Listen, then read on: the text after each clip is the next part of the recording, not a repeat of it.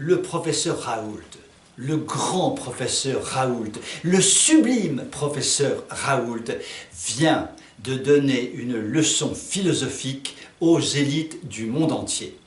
Dans un interview récent, il parle des vraies élites et des fausses élites. Les vraies élites sont celles qui savent et qui agissent en conséquence. Les fausses élites, qu'il appelle les pieds nickelés, je trouve que l'expression est admirable, sont les élites qui ne savent rien et qui se contentent de s'agiter. Le système politico-médiatique actuel ne favorise hélas que la seconde catégorie, celle des pieds nickelés. Ces pieds nickelés qui, sur tous les plans politiques, économiques, sociaux, moraux, culturels, ne savent strictement rien, mais s'agitent dans tous les sens et font la pluie et le beau temps. Ce sont véritablement des pieds nickelés, ce sont véritablement de fausses élites. Je voudrais citer 3 exemples. Premier exemple, Castaner. Castaner, notre ministre de l'Intérieur, avec son menton volontaire. Castaner est chargé de maintenir l'ordre et lorsqu'une manifestation illégale et interdite se tient à Paris avec des milliers de personnes mais qui concerne la réintégration des sans-papiers dans la communauté nationale, c'est donc une manifestation évidemment d'origine étrangère. Eh bien, Castaner ne bouge pas, non tout de même, il ne faut quand même pas bouger. La manifestation est interdite, elle se termine dans la violence, mais on ne bouge pas. Les forces de l'ordre ne bougeront pas.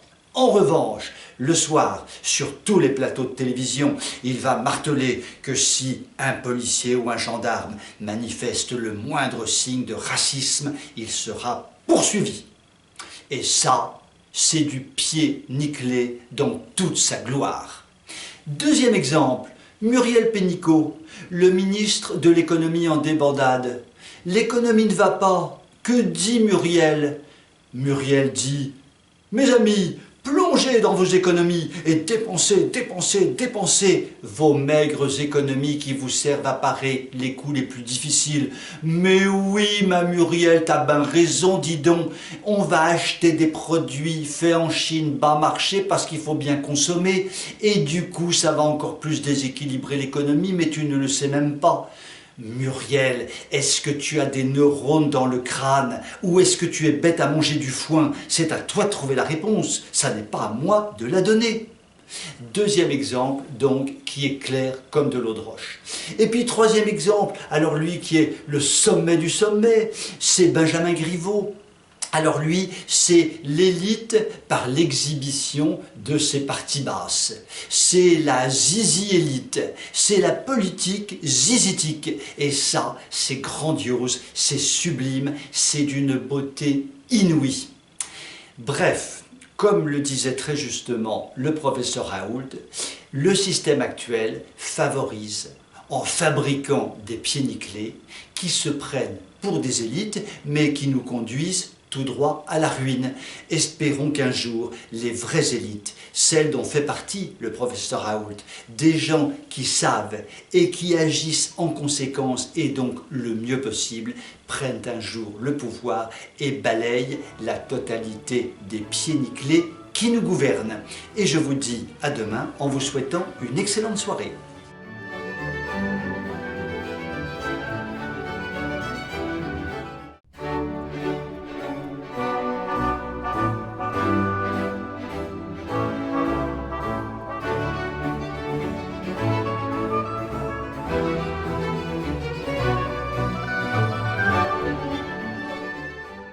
À la fin du mois de mai, 3 événements sont assez intéressants à analyser. Premier événement, un match de foot dans la bonne ville de Strasbourg, qui concerne manifestement des populations d'origine immigrée, puisque ce match se tient dans des quartiers difficiles. Des centaines de personnes assistent au match, et pourtant, la manifestation était interdite. Il ne s'est rien passé. Il n'y a eu aucun contrôle d'aucune sorte et le match de foot s'est tenu comme si de rien n'était. Quelques jours plus tard, dans l'Essonne, un match de foot, dans des quartiers difficiles, donc concernant à l'évidence des populations immigrées, s'est tenu en toute illégalité, mais les forces de l'ordre ne sont nullement intervenues et le match de foot a pu se dérouler sans le moindre problème. Et puis, juste après ces deux matchs de foot, une très grande manifestation à Paris, interdite, qui consistait à vouloir faire régulariser les sans-papiers, donc manifestation liée évidemment à l'immigration. Cette manifestation était interdite, elle ne devait pas avoir lieu, elle s'est tenue, il y a eu beaucoup de casse, mais les forces de l'ordre ont été totalement absentes et finalement rien ne s'est passé à la suite de cette manifestation. Nous voyons bien où nous en sommes en termes du respect d'une règle qui consiste à interdire tout rassemblement de plus de 10 personnes. Oui, mais les rassemblements de plus de 10 personnes sont à interdire ou pas, c'est selon, comme on dit à la campagne.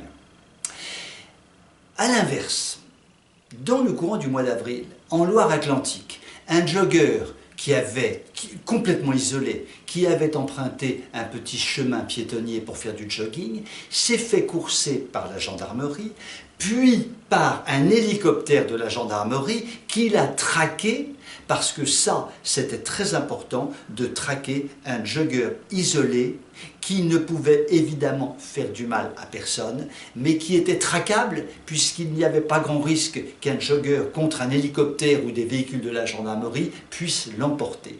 Et donc, les forces de l'ordre ont puissamment mis en route leurs grands moyens pour traquer le misérable jogger.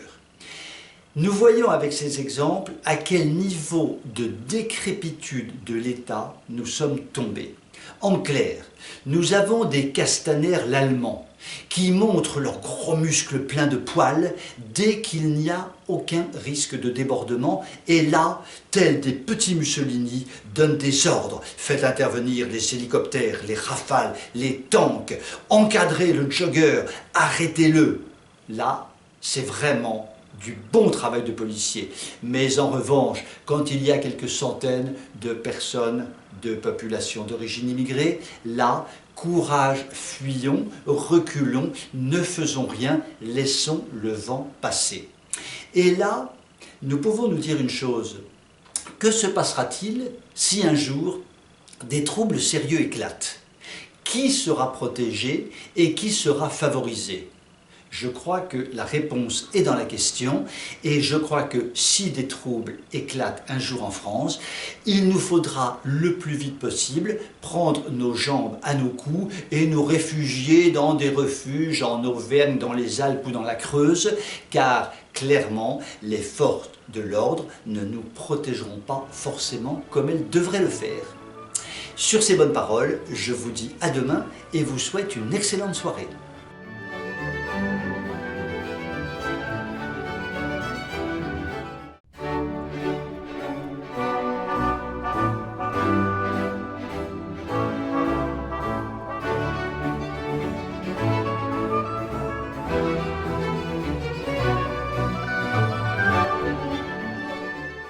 Nous commençons à nous familiariser avec la 5G puisque nous voyons éclore partout sur le territoire national de superbes antennes très volumineuses et très hautes qui traduisent l'implantation de la 5G. La 5G, c'est quoi? Eh bien, c'est tout simplement un système qui permet d'aller beaucoup plus vite dans la transmission des données et de donner beaucoup plus de puissance aux transmissions. Quand vous ouvrez votre ordinateur le matin, vous mettez 3 secondes avant que votre ordinateur soit opérationnel. Avec la 5G, vous n'attendrez plus que 2 secondes. C'était fondamental de gagner 1 seconde. Et donc, cela vaut bien l'implantation d'antennes partout sur le territoire national. Et pourtant, nous savons, par des études scientifiques, que la 5G est dangereuse pour l'être humain, car les rayonnements, les ondes sont considérables et peuvent évidemment atteindre l'intégrité physique de chacun. Mais ça, pour les opérateurs, ça n'est pas un problème. En Allemagne, récemment, une école s'est vue implanter une antenne 5G tout près de ses locaux. Il en est résulté 5 cancers chez des enfants. 5 cancers tout de même. L'école a demandé que l'on retire l'antenne. l'opérateur n'a pas voulu, il y a eu un procès et le tribunal allemand a condamné l'opérateur à retirer son antenne, ce qui veut bien dire à l'évidence que ces antennes sont dangereuses pour la santé. Mais ce n'est pas le sujet d'aujourd'hui. Je voudrais simplement poser une question. À côté de cette institution 5G, qui a un côté civil, n'y a-t-il pas un côté militaire dans la 5G et un côté extrêmement inquiétant? En effet, la 5G est actuellement testée sur beaucoup de grandes bases américaines. Ça veut dire quoi? Ça veut dire que sur un certain nombre de véhicules robotiques, qu'ils soient terrestres, qu'ils soient aériens, qu'ils soient marins, a été embarqué le système 5G qui permet de donner en instantané des ordres ou des contre-ordres à des robots d'attaque ou de défense. En clair, vous décidez d'attaquer une ville. Par la 5G, vous donnez des ordres, les robots s'envolent immédiatement pour attaquer la ville et la détruire. Cela pourrait tout de même paraître un peu inquiétant. L'on peut se demander si, dans le feuilleton actuel de la guerre entre la Chine et les États-Unis à propos de la 5G, s'il n'y a pas en toile de fond le problème de cette utilisation militaire de la 5G qui, à terme, permettrait en réalité de dominer le monde.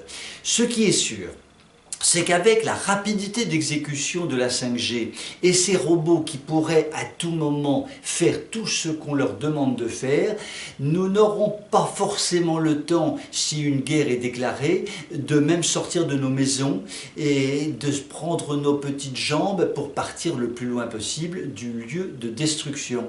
Cela n'est pas très encourageant pour l'avenir et finalement, le vrai problème aujourd'hui de la 5G est peut-être davantage un problème de domination militaire mondiale qu'un problème civil. Sur ces belles paroles, je vous dis à demain et je vous souhaite une bonne soirée.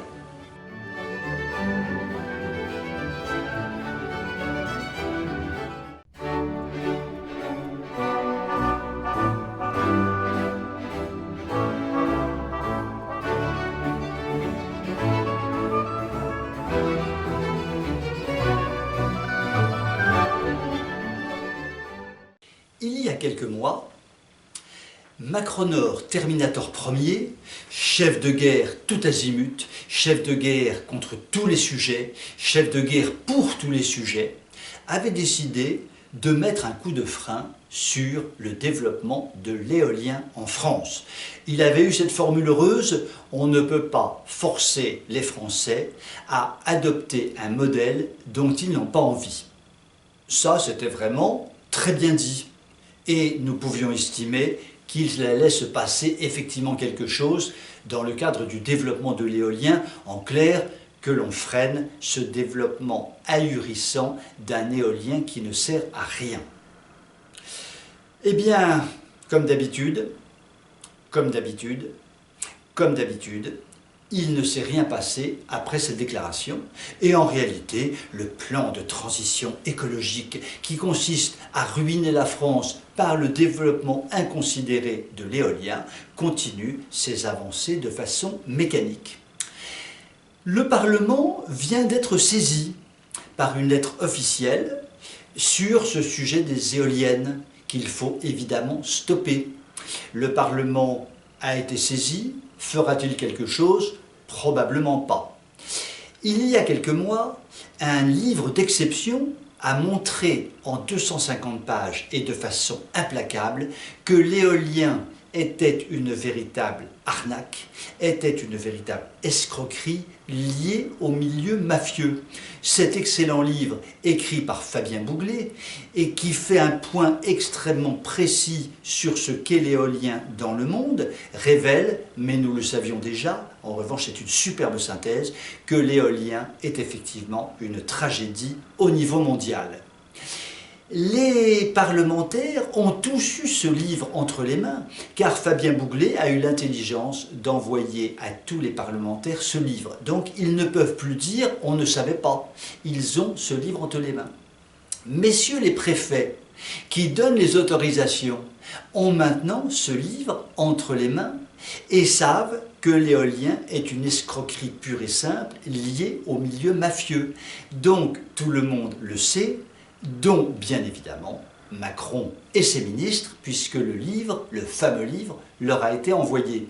Et bien pourtant, la transition écologique continue, rien ne peut l'arrêter, même si cette transition écologique ruine purement et simplement la France, met EDF dans des situations financières catastrophiques et augmente considérablement notre note d'électricité. Mais tout ça n'est pas grave, l'idéologie écologique doit l'emporter sur tout. Sainte Greta Thunberg doit être priée tous les matins et comme Greta Thunberg a dit qu'il fallait mettre dans le monde des éoliennes partout, il faut suivre ce que dit la petite adolescente attardée. C'est extrêmement important. En bref, comme en moins bref, les éoliennes vont continuer probablement leurs implantations, seront probablement mises en cause par les riverains, par les associations, par un certain nombre de personnages politiques importants, mais ce plan mafieux va continuer son travail de destruction des paysages et de notre économie, tout ça avec la bénédiction de Macronor, Terminator premier. Sur ces bonnes paroles, je vous souhaite une excellente fin de semaine et je vous dis à la semaine prochaine.